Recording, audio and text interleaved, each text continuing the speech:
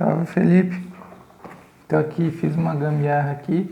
Tô tentando gravar um vídeo, né, explicando para ver se te ajuda, né, a entender melhor essa matéria.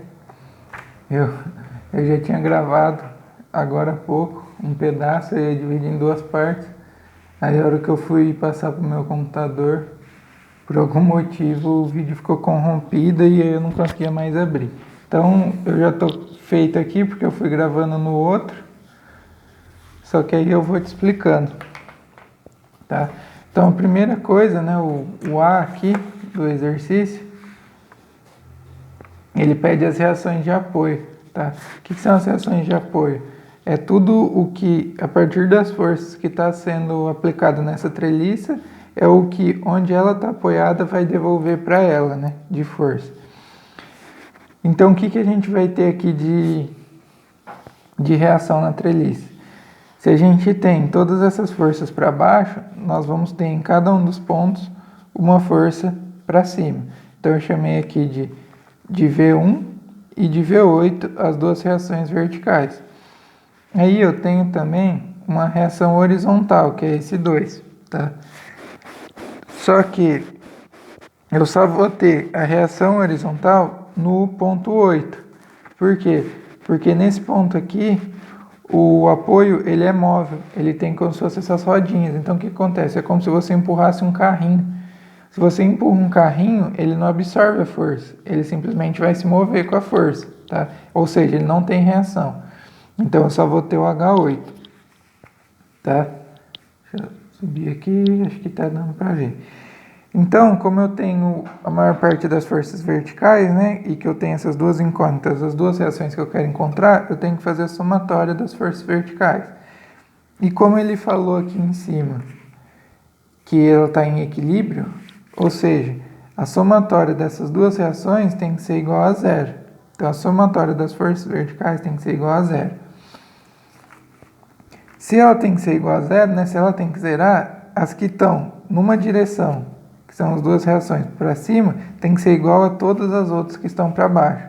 Então eu tenho para cima a minha V1 mais a minha V8.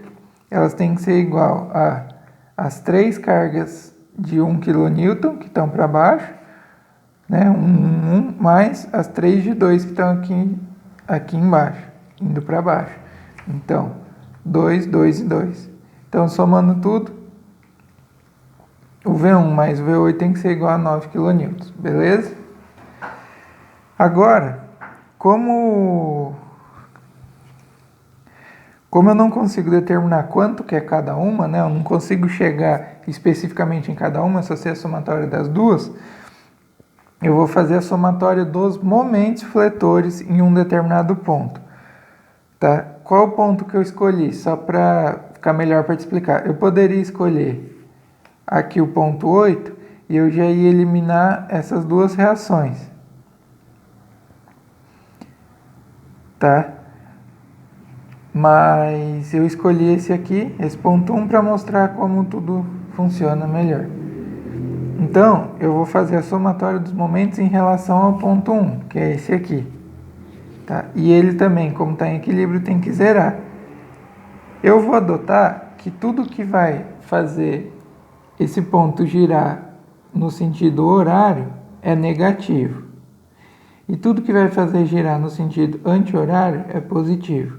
Isso aí o pessoal usa assim, eu acho que é o jeito que o Plínio usa também, mas você pode escolher do jeito que você quiser, na verdade, porque o que vale não é o que é para um lado ou o que é para o outro. O que vale é você fazer um para um lado e um para o outro, não importa qual que vai para qual lado.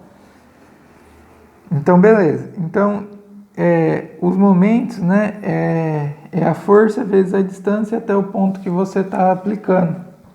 Então, vamos pegar nesse caso aqui, essa força de 2 kN. Ela está fazendo essa barra girar no sentido anti-horário. Então, eu coloquei aqui, menos 2, vezes a distância. Qual que é a distância? 4 metros, tá? Então, 2 vezes 4 metros.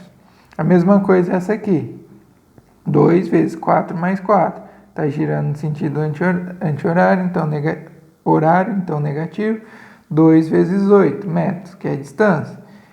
Esse aqui, mesma coisa. 2 está girando no sentido horário, negativo. 4 mais 4 mais 4, 12. Agora eu tenho aqui a reação 8, só que ela eu não sei ainda o valor, então, e ela é no sentido anti-horário, então é positivo. Então, mais V8 vezes a distância. A distância é 4 mais 4 mais 4 mais 4, 16 metros.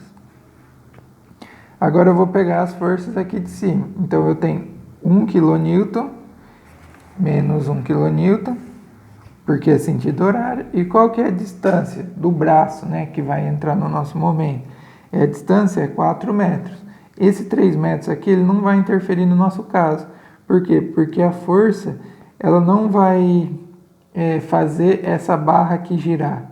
Essa barra não vai girar. É como se eu apertar essa lapiseira aqui de cima e ficar apertando ela para baixo. Ela não vai se movimentar. Ela só vai ficar apertando. Agora, se eu faço uma força assim, ó, ela vai girar, né? Então, essa força 1 kN, ela gira a barra de 4 metros, tá? Então, é menos 1 vezes 4, e assim a mesma coisa que os outros aqui de cima. 1, vou pegar essa direção aqui, vezes 8, e 1 vezes 12. Então, menos 1 vezes 8, menos 1 vezes 12. Aí entra também essa força horizontal. Essa aqui, ela vai fazer essa barra de 6 metros girar, certo? Ela não está mais apertando só para baixo, né? Comprimindo ela. Ela está fazendo ela girar. Ela girar em que sentido? Sentido anti-horário. Então, é positivo. E vezes a distância vai ser dessa barra que ela está fazendo girar, que é o 6. Então, vezes 6. Então, aí eu só resolvi aqui, né, as continhas, isolando sempre o V8, que é a única coisa que eu não tenho. Então, eu cheguei que V8 é igual a 3,75, tá? Por que eu não coloquei o V1, né, nessa conta? Por que o V1 não entra nessa conta? Isso é uma coisa que o pessoal às vezes tem dúvida. Porque esse V1 está sendo aplicado no próprio ponto que eu peguei como referência. Então, o que está sendo aplicado no ponto de referência, ela não afeta o movimento da barra, tá? Então, por exemplo, se eu tenho essa lapiseira, né? Eu tenho ela apoiada aqui só, onde está meu dedo. E eu aperto aqui em cima do meu dedo, ela não vai acontecer nada, tá? Ela não vai girar. Aí, como eu cheguei no valor de V8 e eu tinha essa equação aqui que V1 mais V8 era igual a 9, então V1 mais V8 é igual a 9, só que eu vou substituir o V8 pelo 3,75. Aí eu passo 3,75 subtraindo, né? Então o V1 é igual a 9 menos 3,75, que é 5,25. Aí aqui embaixo também eu fiz a reação das forças horizontais, né? Só que como eu disse aqui não vai ter reação, então vai ser só H8. Então o próprio H8 vai ser igual a menos 2 kN lá de cima. Beleza? Aí conferindo aqui os resultados do Plínio, bateu tudo certinho. Aí eu vou dar uma pausada aqui no vídeo e vou ver se eu consigo passar ele para o computador. E aí depois eu continuo com a parte B, beleza?